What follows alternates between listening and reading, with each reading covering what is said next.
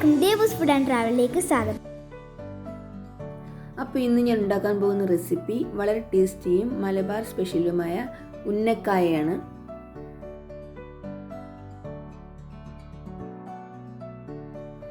അപ്പോൾ ഉന്നക്കായ ഉണ്ടാക്കുന്നതിന് ഞാനിവിടെ എടുത്തേക്കുന്നത് 2 ഏത്തൻപഴമാണ്, അഥവാ നേന്ത്രപ്പഴം. അധികം പഴുക്കാത്ത ഏത്തപ്പഴമാണ് എടുത്തേക്കുന്നത്. നമുക്ക് ആദ്യം അതിങ്ങനെ പീസസാക്കി 10 മിനിറ്റ് ആവിയിൽ വെച്ച് വേവിക്കാം.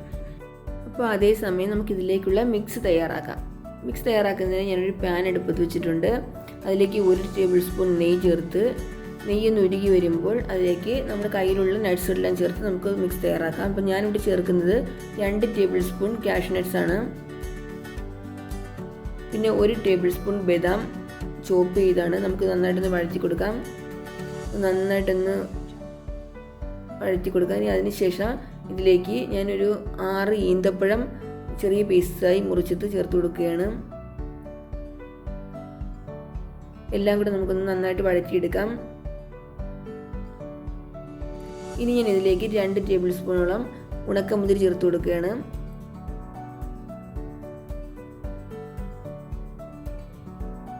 അപ്പോൾ എല്ലാം കൂടെ നന്നായിട്ട് നെയ്യിലൊന്ന് വഴന്ന് വന്നിട്ടുണ്ട്. ഇനി ഞാൻ ഇതിലേക്ക് 2 സ്പൂൺ അളവിൽ അവൽ കൂടി ചേർത്ത് കൊടുക്കുകയാണ്. ബ്രൗൺ അവലാണ് ഞാനിവിടെ എടുത്തേക്കുന്നത്. നമുക്കിതെല്ലാം കൂടെ മിക്സ് ചെയ്തെടുക്കാം. അപ്പോൾ ഇതെല്ലാം കൂടി നമുക്കൊന്ന് വറുത്തെടുക്കാം.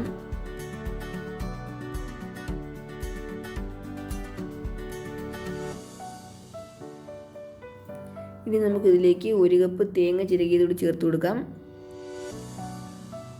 അപ്പോൾ തേങ്ങയും കൂടി ഇതിൽ മിക്സ് ചെയ്ത് ഒരു ഗോൾഡൻ കളറായി വരുന്നവരെ നമുക്കിതൊന്ന് മിക്സ് ചെയ്തെടുക്കാം. ഒരു 1 മിനിറ്റ് നമുക്കൊന്ന് മിക്സ് ചെയ്തെടുത്താൽ മതി. അതിന് ഫ്ലെയിം മീഡിയം ഫ്ലെയിം ആയിരിക്കണം. അപ്പോൾ നമ്മുടെ മിക്സ് റെഡിയായി വരുന്നുണ്ട്. ഇനി നമുക്കിതിലേക്ക് ഒരു 1/2 ടീസ്പൂൺ ഏലക്കാപ്പൊടി കൂടി ചേർത്ത് കൊടുക്കാം. അപ്പോൾ നമ്മുടെ മിക്സ് ഏകദേശം റെഡിയായി വന്നിട്ടുണ്ട്. ഇനി നമുക്ക് ലാസ്റ്റ് ചേർക്കേണ്ടത് പഞ്ചസാരയാണ്. ഞാനിവിടെ 1 ടേബിൾ സ്പൂൺ പഞ്ചസാര എടുത്തിട്ടുണ്ട്. അധികം മധുരത്തിൻ്റെ ആവശ്യമില്ല, കാരണം നമ്മൾ ഈന്തപ്പഴവും മുന്തിരിയും പിന്നെ പഴവും കൂടി ചേർത്താണ് ഉണ്ടാക്കുന്നത്. അപ്പം അത്യാവശ്യം നല്ല മധുരം കാണും. അപ്പോൾ അതുകൊണ്ട് ഞാനിവിടെ 1 ടേബിൾ സ്പൂൺ പഞ്ചസാര മാത്രമേ ചേർക്കുന്നുള്ളൂ. എല്ലാം കൂടി നമുക്ക് നന്നായിട്ട് മിക്സ് ചെയ്ത് കൊടുക്കാം. നല്ല മണവും വരുന്നുണ്ട്. ഇപ്പോൾ നമ്മുടെ മിക്സ് റെഡി ആയിട്ടുണ്ട്. നമുക്കൊരു 2 മിനിറ്റ് നേരം ഒന്ന് മിക്സ് ചെയ്ത് കൊടുക്കാം. നമ്മുടെ മിക്സ് കറക്റ്റ് പരുവമായിട്ടുണ്ട്. ഇനി നമുക്കിത് മാറ്റി വയ്ക്കാം. നമുക്ക് ഏത്തപ്പഴം ആവിയിൽ വെച്ചത് നോക്കാം. അപ്പം നമ്മുടെ ഏത്തപ്പഴം റെഡിയായി വന്നിട്ടുണ്ട്. നമുക്കൊരു പ്ലേറ്റിലോട്ട് മാറ്റാം. പഴത്തിൻ്റെ ചൂട് ചെറുതായിട്ടൊന്ന് മാറുമ്പോൾ നമുക്കതിൻ്റെ തൊലി മാറ്റാം. അതുപോലെ അതിലുള്ള നാര് കൂടെ മാറ്റിയെടുക്കാം.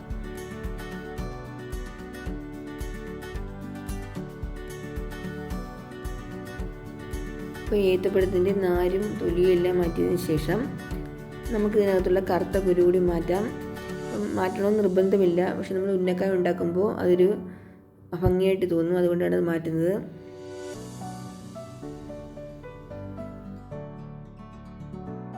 ഏത്തപ്പഴം ഇങ്ങനെ 2ആയിട്ട് കട്ട് ചെയ്തതിന് ശേഷം നമുക്ക് അതിനകത്തുള്ള കുരു മാറ്റിയെടുക്കാം.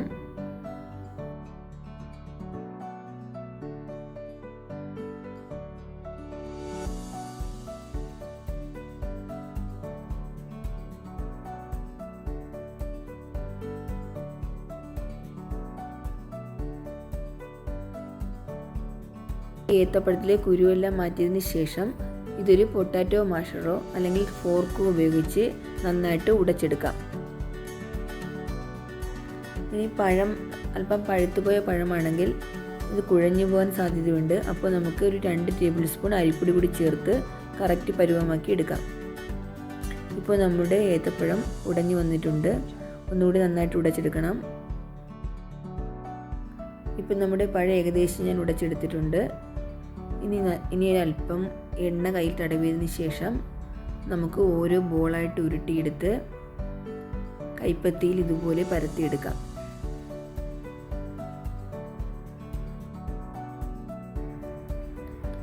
നന്നായിട്ട് പരത്തിയെടുക്കണം.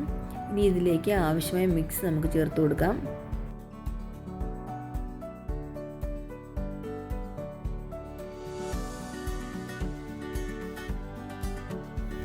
ഇനി രണ്ട് സൈഡ് ഇതുപോലെ ഒട്ടിച്ചെടുക്കണം. ഒട്ടിച്ചെടുത്തതിന് ശേഷം ഇത് ഉരുട്ടി ഉന്നക്കായുടെ ഷേപ്പിലാക്കി എടുക്കാം.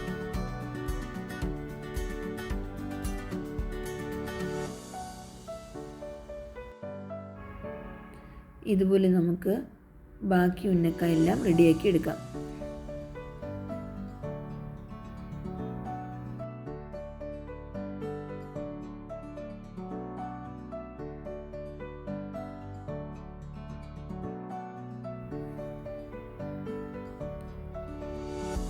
ഇപ്പോൾ നമ്മുടെ ഉന്നക്കായ റെഡി ആയിട്ടുണ്ട്. ഇനി നമുക്ക് ഇതുപോലെ എല്ലാ ഉന്നക്കായ റെഡിയാക്കി എടുക്കാം.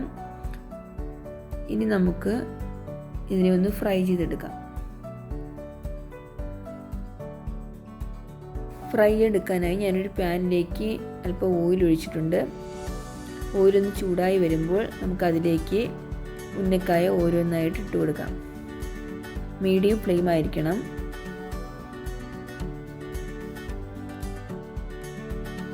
ഇത് കൂടുതൽ ഫ്രൈ ചെയ്യേണ്ട ആവശ്യമില്ല, കാരണം പഴവും വേവിച്ചതാണ്, അതിനകത്തുള്ള മിക്സ് നമ്മൾ വേവിച്ചതാണ്. അതുകൊണ്ട് കൂടുതൽ വേവിക്കേണ്ടതിൻ്റെ ആവശ്യമില്ല. അതിൻ്റെ കളറൊന്ന് ചേഞ്ച് ചെയ്യാൻ വേണ്ടി ഒന്ന് ലൈറ്റായിട്ട് ഫ്രൈ ചെയ്തെടുത്താൽ മതി.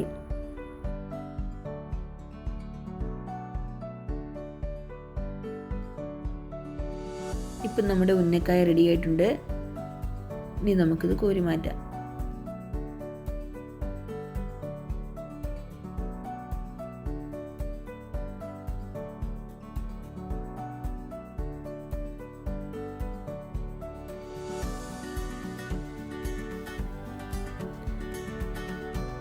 ഇനി നമുക്ക് ബാക്കി ഉന്നക്കായും കൂടി ഇതുപോലെ ഫ്രൈ ചെയ്തെടുക്കാം.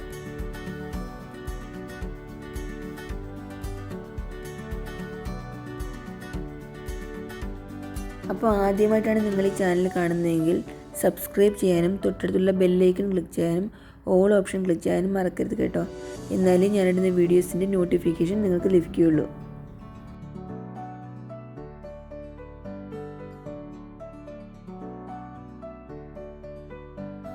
അപ്പോൾ നമ്മുടെ ഉന്നക്കായ എല്ലാം റെഡി ആയിട്ടുണ്ട്. വളരെ ടേസ്റ്റി ആയിട്ടുള്ള ഒരു സ്നാക്കാണിത്. എല്ലാവരും ട്രൈ ചെയ്ത് നോക്കണം. നിങ്ങളുടെ ഫീഡ്ബാക്ക് അറിയിക്കുകയും വേണം. അപ്പോൾ നിങ്ങൾക്ക് ഈ വീഡിയോ ഇഷ്ടപ്പെട്ടെങ്കിൽ ലൈക്ക് ചെയ്യാനും ഷെയർ ചെയ്യാനും സബ്സ്ക്രൈബ് ചെയ്യാനും മറക്കരുത്.